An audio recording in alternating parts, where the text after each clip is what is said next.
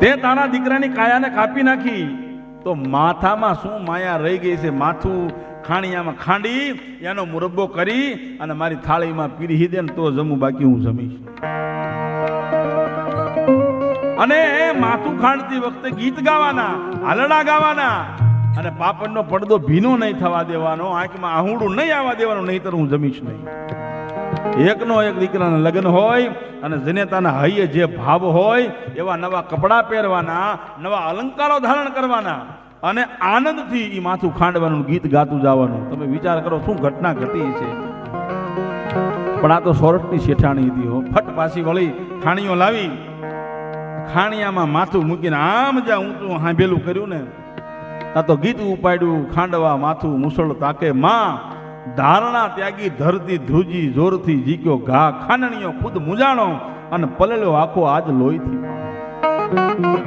ખાનણીઓ તો પથ્થર છે, ધ્રુજવા બનાણો, પણ પથ્થરને ભાવે શેનો અને પથ્થરના વેદના છે નહીં. પણ આજ ખાનણીઓ મુજાણો છે, પણ પથ્થર દિલનો સાધુ મુજાતો નથી.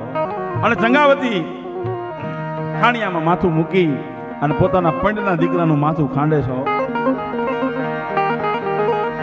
અને ચંગાવતી હાલડા ગાતી જાય છે અને એનો મુરબ્બો બનાવી થાળીમાં પીરહી અને ગરીબ જેમ કાકુડી કરે એમ બે પતિ પત્ની એમ કહે છે કે બાપજી જમી લો.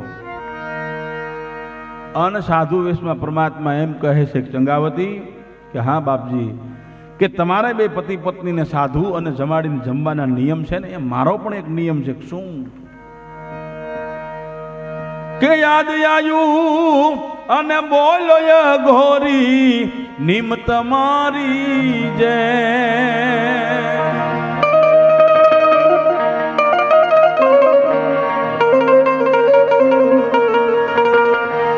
વાંજિયાનું મને એ ખપતું નથી, કરવું એનું કેમ બીજો ઘાકરમાં ઘેલી, મને હતો યા જાવને મેલી.